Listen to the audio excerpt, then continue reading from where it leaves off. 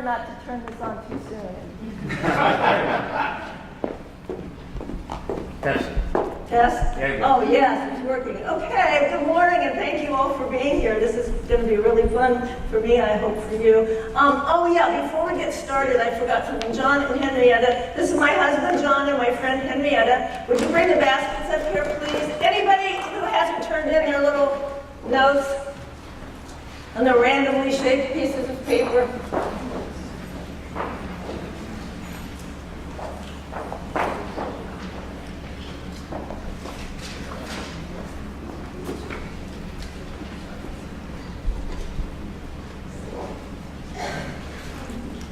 Okay, thanks. Bring them on up, please.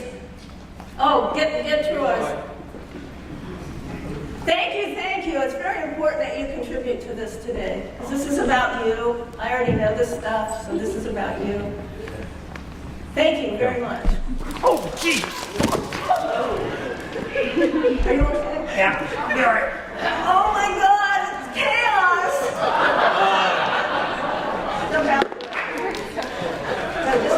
Whoa, Ranger. And you might be the most creative one here because you jumped. Just so I don't trip and break my teeth. Thank you very much. Yeah, okay. Just playing. Okay, that's fine. Just leave them there. All right, we got him. I am going to contribute to it. Ladies and gentlemen, I believe that we live in a chaos-phobic society. Anybody know what I mean by that?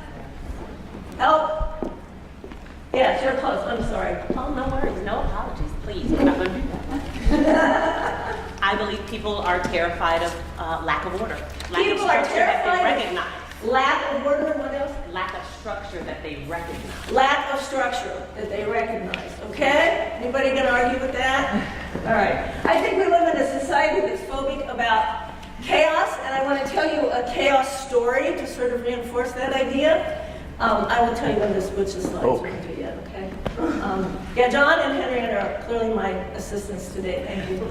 All right, so back in the Victorian era, at the end of the 1800s, was the beginning of the thoughts about food science. Women wanted to begin studying that. Health professionals realized people needed to know how to cook right, so they began studying food. And one of the foods or the dishes that Victorian women, because you know how orderly Victorian women were supposed to be, right?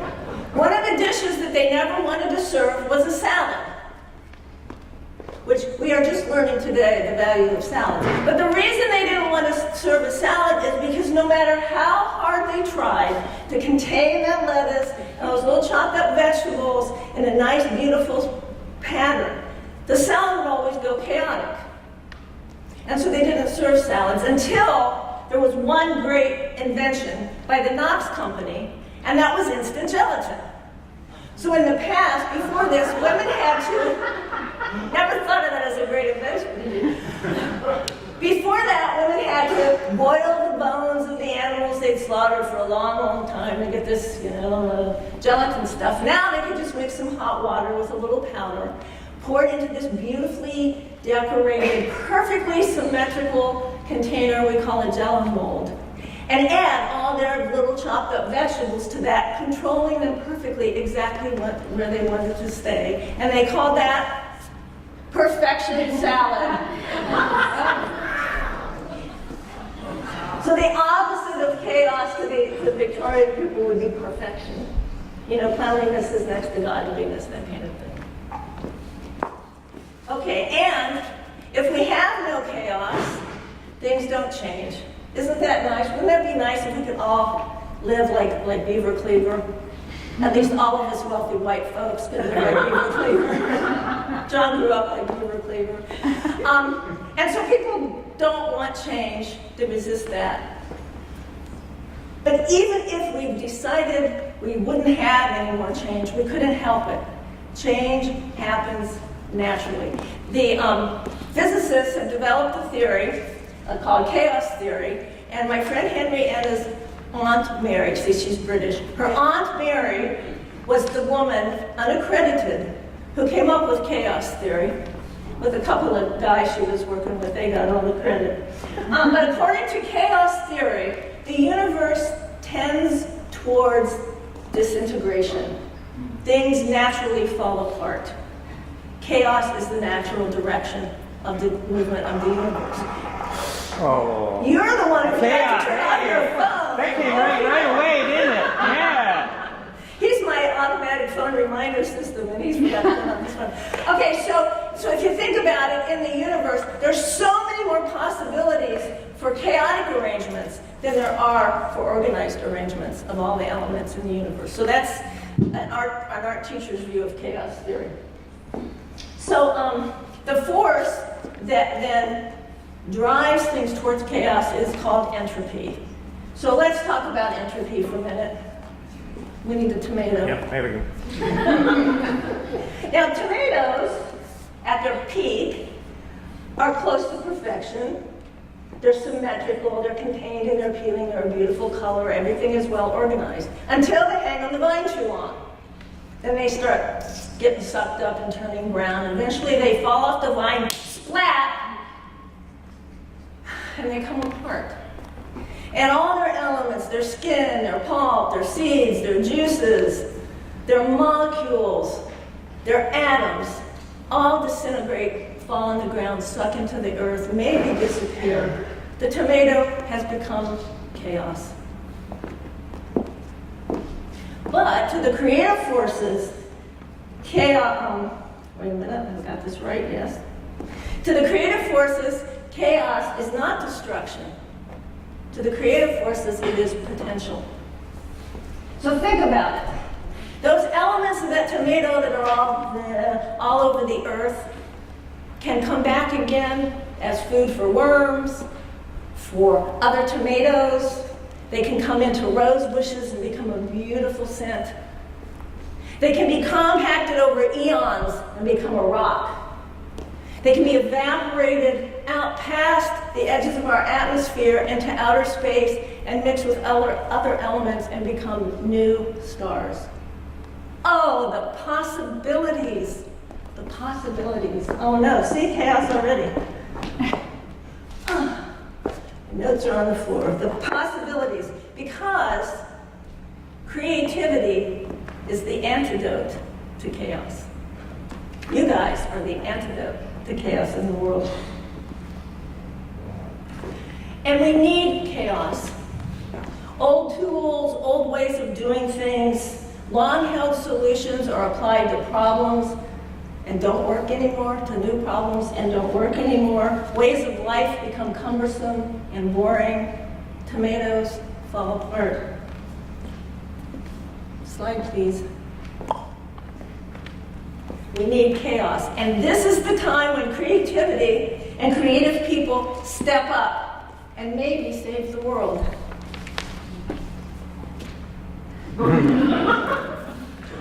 Hey, my pile's gone. We still need a pile here. Oh. So, all you creative folks, you're the ones, thank you, I feel better now. You're the ones that step up. How does it feel to be the person that steps up in an institution or a school or a belief system or religion and say, wait a minute, I don't think this is right. How does it feel to be that person? Uncomfortable, scary, painful. For me, it's been very painful sometimes because, what? That's right. And yet there's a sense of being right about it. We'll get to that in one moment. So, you're the ones that, and I've been told this, you are not a team player. You are disruptive. Not to get political, but you are not loyal. Right? So if that's how it feels to be a creative person who steps up, why do creative people do that? Why don't we just sit in front of our little computers and hide away? Why? Why do we step up? Because It feels right. it feels right. Why else? Because we're different. In what way? One thing is, somehow we have the courage to take the initiative. Even when we get, slapped in the face over and over about it. Because it doesn't make sense. Because it doesn't make sense it may make sense to other people. Things don't always make sense to us the same way. And that's because creative people are problem finders. We see the space between the parts of how things are happening in the structure that's there. We see, to quote wrote a book titled The Crab and the Cosmic Egg. And so we step up and we see possibilities for doing things in what we perceive to be a better way or a more right way. So we step up. So I'm going to tell you a story about a famous creative person.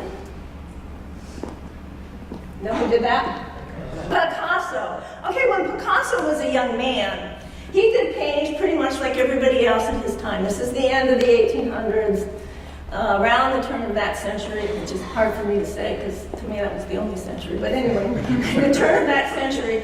And so he painted things that were relatively realistic, representational, somewhat comfortable to look at. But Picasso had a problem because he realized that the traditional way of painting, the canvas, stayed the same forever. The person you put on that canvas stayed static forever. The still life stayed the same forever. And he knows that people move, and people have multiple viewpoints that you see them from. And if you look at an object like that camera, it changes as I move, right? So Picasso wanted to solve the problem of 3 dimensions, movement, and the implication of the passage of time as people move. So he painted a painting called Les Demoiselles d'Avignon. You notice that he has faces pointing multiple ways at the same time, implying 3D movement and the passage of time. He also did something else new. At the end of the 1800s, Americans and Europeans were just discovering West African art, the African masks. And so he began to integrate other cultures into his art. And you can see some masks included in this. So he was so excited. This is 1906. He was so excited. And he put together a party of all of his art friends. So I know that I'm probably the oldest person here. I was not old enough to be at Picasso's party. So I'm going to fantasize a little bit about what that party would be like. So imagine all these art people schmoozing, kind of like we do, and they're talking about form and pigment and Matisse. And they're eating, well, I was going to say tapas, but I think he was in Paris by then, so they were probably eating croissants and drinking wine. And Picasso draws them together and has this great unveiling. He says, I want to show you my greatest painting ever. And he lifts up the proverbial sheet, and they see this, and how do you think they reacted? They hated it.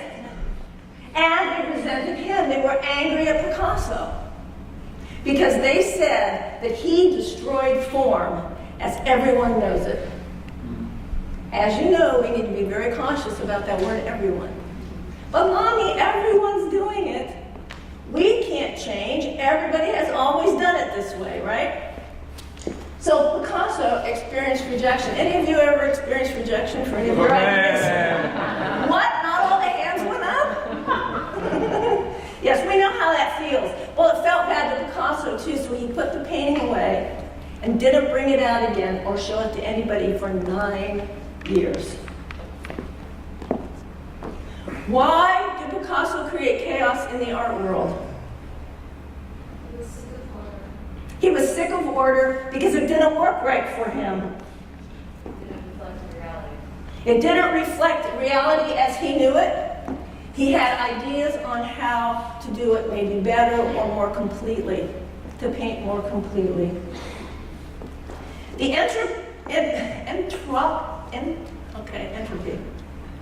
entropic forces, chaos right there. Entropic forces used Picasso's creativity to develop a new style of painting, a style that thrust the fledgling modern art movement fast and furiously into the future.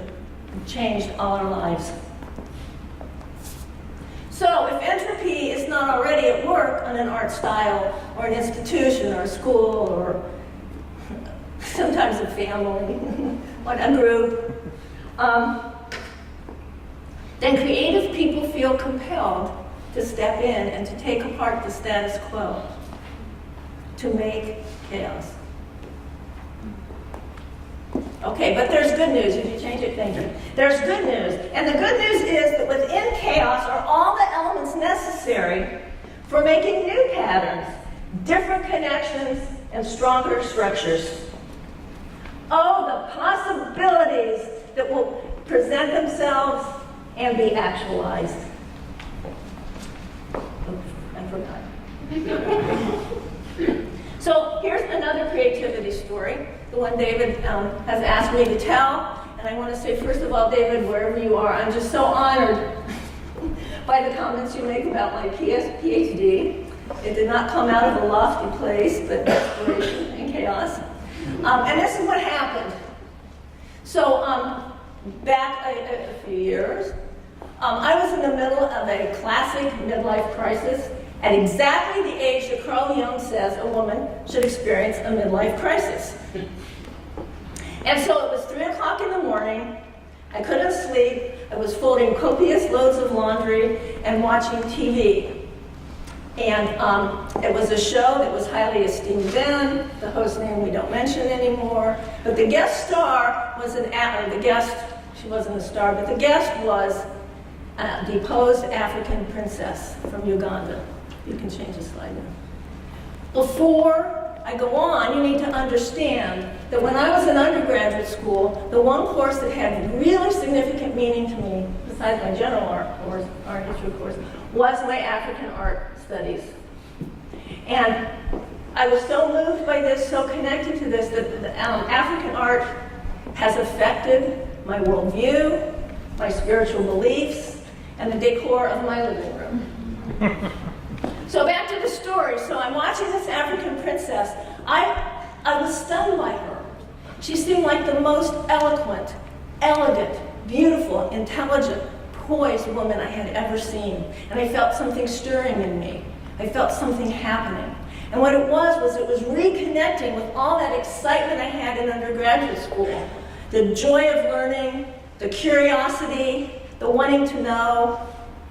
And then I had what today we would call an epiphany, and I heard myself say out loud, 3 in the morning, everybody's asleep, I want to go back to school and study creativity. Well, you see, I've been teaching art for many years.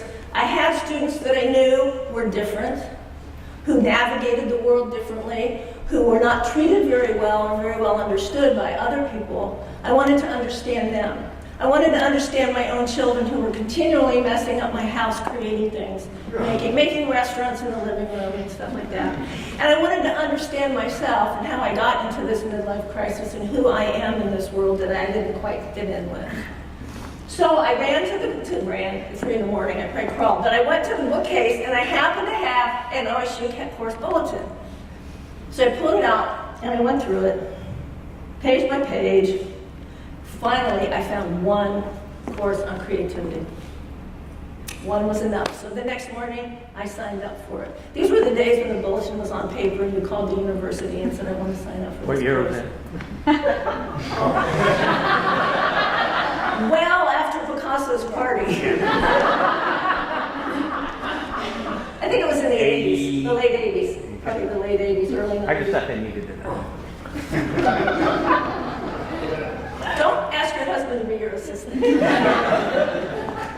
Okay, so I took this one course. What I did, the way I look at it, is I jumped into the chaos of Ohio State, not knowing how it was going to turn out, which creative people are more comfortable doing. I jumped into the chaos of rules, regulations, restrictions, professors' personalities, parking. It just started. The first class was fabulous. I loved it. And this professor then had started a second class, so I took that. And then I began finding other classes of interest, and every class that I took, I adapted to my desire to learn about creativity. So if I took a class of the psych of personalities, my paper was the personality types of highly creative people. If I took a class on art and anthropology, my paper was creativity in non-Western cultures. So I did that for a long time until I came upon the Department of Gifted Education. And as some of you know, part of giftedness, one category of giftedness, is creative giftedness. So I sort of found a home. Finished my coursework, took my exams, the chaos was, dissipating, and then my advisor was asked to retire because he was having some cognitive chaos. He was an older man and his cognition was getting chaotic. So here I am, I've got 1 year to finish my course, my degree, because I had done this one course at a time over a period of years. No advisor, and my husband had died that summer. Back in chaos. Well, the university eventually assigned me a new advisor. She's a wonderful woman who was into the metrics of education, had no clue what I was doing, but she guided me through. Oh, we should have changed slides a long time ago. And I graduated. And that's the story. Thank you. I wish you were there those nights. I was crying all the way home. Oh, I need my time to do all these papers. I have 3 kids and a dog. So yes, it happened, and it's a really good example of the creative process and not being afraid to get into something you don't know how you're going to get out of. But you see, contrary to the fears of the Victorians and many of our contemporary friends and neighbors and colleagues, chaos does not have to mean destruction or a threat or a character flaw. Chaos is a gestational place for new beginnings.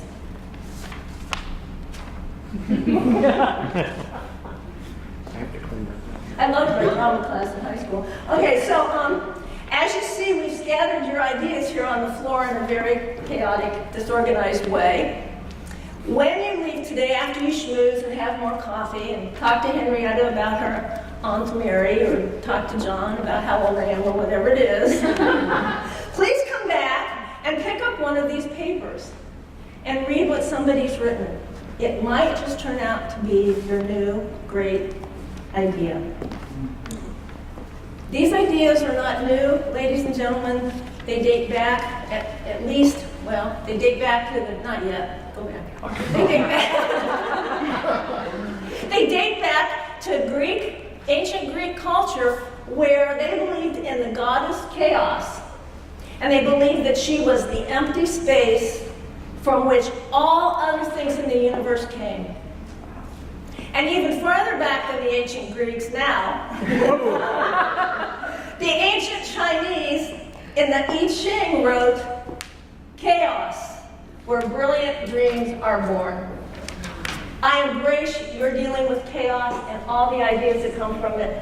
Thank you.